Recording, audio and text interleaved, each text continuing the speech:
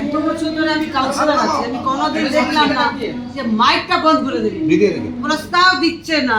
এমনি বলে এরা বিরোধীরা কোশ্চেন করছে না, প্রস্তাব করছে না। প্রস্তাব করলে কোশ্চেন করলে জবাব দেবেন না। তারপর আজকে সজল যা প্রস্তাব করেছে যে সবার জন্য আছে, সবাই কাউন্সিলরের জন্য, সবার জন্য। কমন পিপুল কি করবেন আজকে যে একটা কাউন্সিলের উপর হামলা হচ্ছে? আর ও তো বেঁচে গেল, ও তো বেঁচে গেল, ওর কিসমত ভালো ছিল ওই জন্য বেঁচে গেল, নাহলে তো আজকে গুলি একদম ভিতর থেকে বাইরে যেত, সঙ্গে সঙ্গে ওর ডেথ হয়েছে। ওর জন্য আজকে প্রস্তাব এনেছেন। উনি আমার সঙ্গে কথা বললেন প্রস্তাব, আমি দেখলাম প্রস্তাব তো নেই। আমি ওকে বললাম আমার প্রস্তাব তো নেই। তখন আমরা ভেবেছি যে প্রস্তাবের উপর কথা বলবো, কথা বলতে পারলেন না। একটা প্রস্তাব ছিল, আমরা কথা বলতে গেলেন, তখন মাইকটা বন্ধ করে দিল। প্রস্তাব সবার জন্য আছে, 144 কাউন্সিলের জন্য আছে। আজকে সজল ঘোষের নিয়ে নয়, মিনাপুরের জন্য নয়, সবার জন্য আছে। কেন যত কাউন্সিল আছে কেউ আজকে কলকাতা শহরে সিকিউর নাই, সিকিউরিটি নেই আমাদের। সিকিউরিটি নিয়ে ঘুরলে আমরা বাঁচবো না। আজকে এরকম অবস্থা আছে, মেয়র হতাশ আছে, মেয়র কিছু করতে পারছে না। যে আছে পুলিশ, পুলিশের জন্য আজকে কলকাতা শহর চলছে। আপনি মেয়র চালাচ্ছেন না, পুলিশ চালাচ্ছে। যেখানে সিন্ডিকেট আছে ওখানে ওরা পৌঁছে যাচ্ছে। আজকে গুলি হচ্ছে, পুলিশ কোথায় ছিল? গুলি হচ্ছে, পুলিশ কোথায় ছিল? বাইরে থেকে লোকেরা চলে আসছে, ওনারা ধরতে পারছে না। বাংলাদেশিকে এখানে বাস করো, আধার কার্ড, ভোটার কার্ড সবাই কিছু করে দিচ্ছেন ভোটের জন্য। আমরা তো ওদের সাপোর্ট করছি, আর ওরা বিরোধিতা করছে আমাদের। বলে আপনারা খালি প্রেসে দেখাচ্ছেন, আমরা প্রেসে দেখাচ্ছি, আমরা দেখাচ্ছি তোমরা কি কাজ করছো। বলছি সজলদা, খোদ মেয়র তিনি বলছেন যে পুলিশের ইন্টেলিজেন্স কোথায়, এটা দুর্ভাগ্যজনক নয়? একদম পুলিশের ইন্টেলিজেন্সের কথা আমি বলছি না, কিন্তু সেই কথাগুলো যখন এখানে বলতে যাচ্ছি তখনই আমাদের গলা টিপে যাচ্ছে। আর কি করতে পারে, আর কি বলতে পারে? প্রস্তাব এই হাউসেই পাস হবে, আর এমন পেটের দায়, পেটেরই দায়, পেটের আর পদের দায়, যার জন্য বাধ্য হয়ে এই অন্যায়কেও ওদের মনের বিরুদ্ধে গিয়ে ওদের লড়তে হচ্ছে।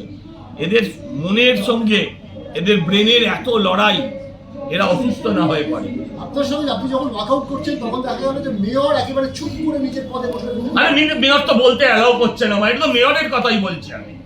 মেয়র তো আমায় চাইছেন আমি বলি, মেয়র চাইছেন, কারণ অত মেয়র হতাশা কদিন আগে ব্যক্ত করেছেন, এটা অফিসে না, ওটা তো আমার কথা ছিল না।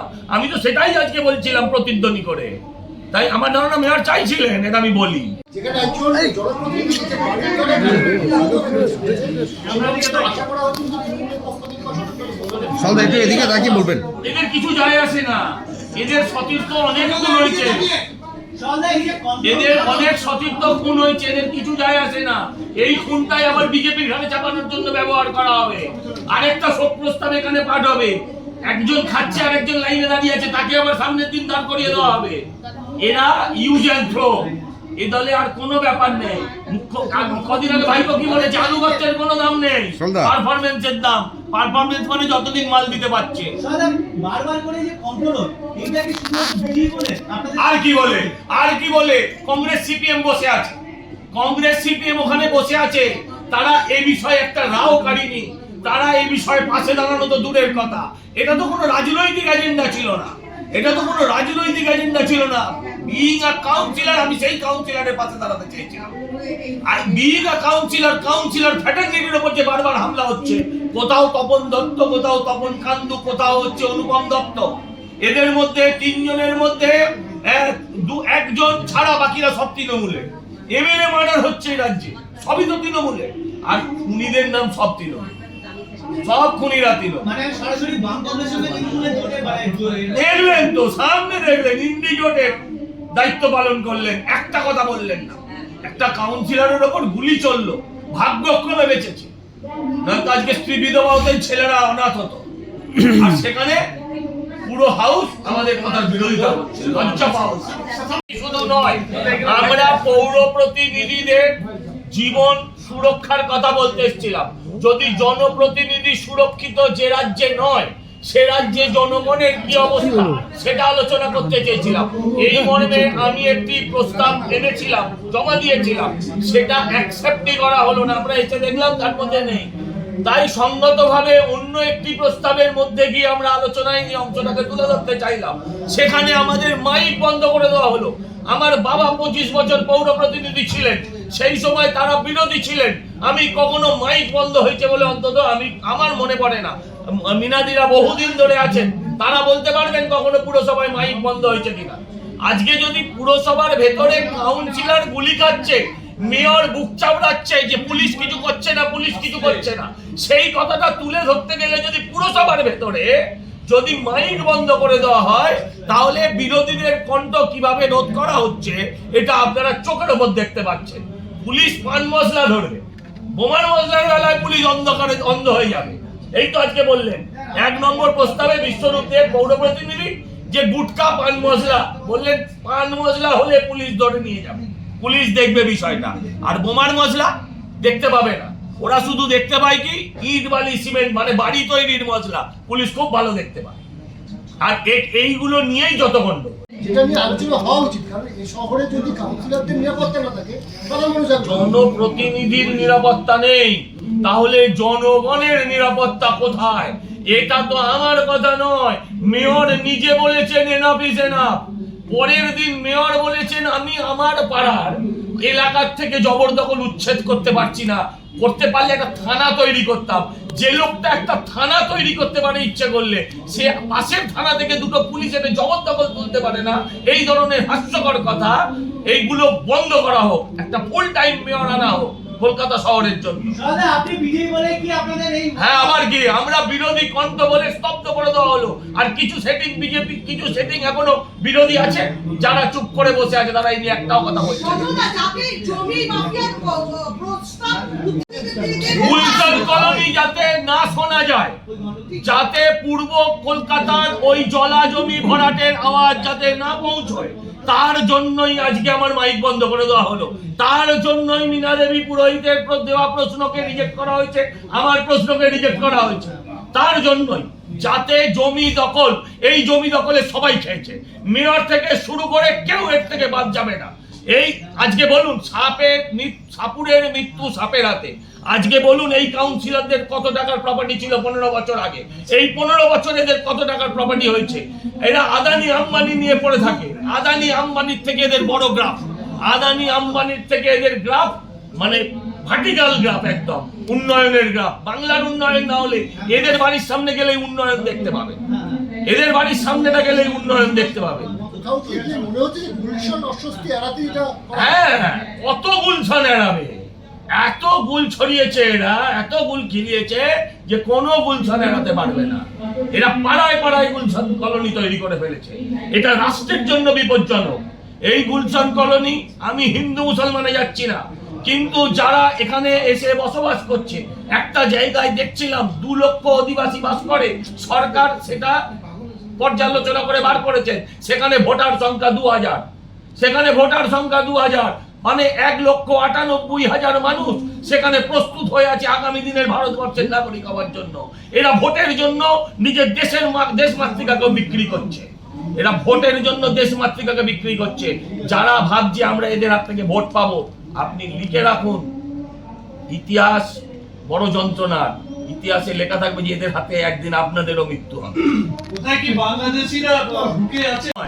এর সঙ্গে মায়ানমারও আছে, রোহিঙ্গারাও আছে। শুধু বাংলাদেশ বাংলাদেশ বলছে কেন? বাংলাদেশের জামাত আর পুরো রোহিঙ্গা, তারা এই জায়গাগুলোয় ঢুকে ভারতবর্ষের পশ্চিমবঙ্গের, শুধু পশ্চিমবঙ্গের না, পশ্চিমবঙ্গ থেকে এরা সারা ভারতের বিভিন্ন জায়গায় ছড়িয়ে পড়ছে।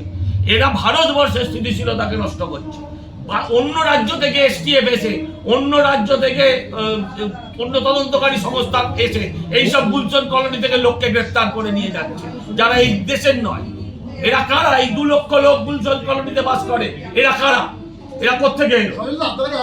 প্রস্তাবটা কি ছিল আপনার আজকে, যে প্রস্তাবটা খারিজ করা হলো? আমার প্রস্তাব ছিল যে কাউন্সিলরের ওপর যে হামলা হচ্ছে এবং পুলিশের ব্যাপারে আমাদের মাননীয় মেয়র যে ক্ষোভ প্রকাশ করেছেন তার পরবর্তী পর্যালোচনা করা হোক, বর্তমানে পুলিশ কি কি ব্যবস্থা নিয়েছে সেটা মানুষের সামনে আনা হোক, এবং এই যে জমির দখলদারির অভিযোগ আসছে কাউন্সিলরদের নামে সেটা হাউসের সামনে পরিষ্কার করে বলা হোক, যে বলুক যে এরা যুক্ত নয়, জমি দখলদারিতে এরা যুক্ত নয়, এটা বলুক হাউসে দাঁড়িয়ে।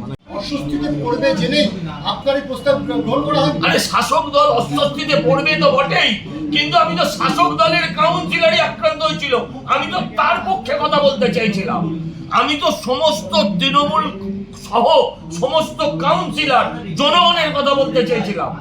আজকে মমতা ব্যানার্জি যখন বলছেন যে কনস্টেবলরা চোর, পাবলিক যখন বলছে কাউন্সিলররা চোর, তখন তাদের মান সম্মান যাচ্ছে না। এখানে যখন তাদের নিরাপত্তা নিয়ে আলোচনা হচ্ছে তখনই সবার ফাটছে, কেউ মাইক বন্ধ করে দিল। এর থেকে এটা নজিরবিহীন এবং লজ্জাজনক। একটা জিনিস সেটা আপনি আরো একটি বিষয়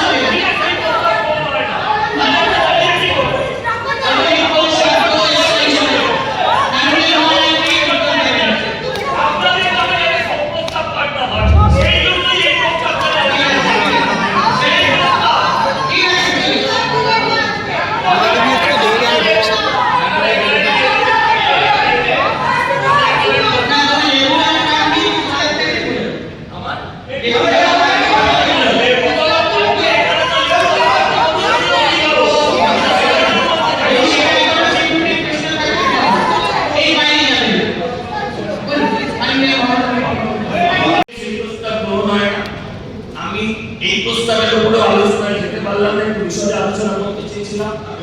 আমরা তাই ওয়াকআউট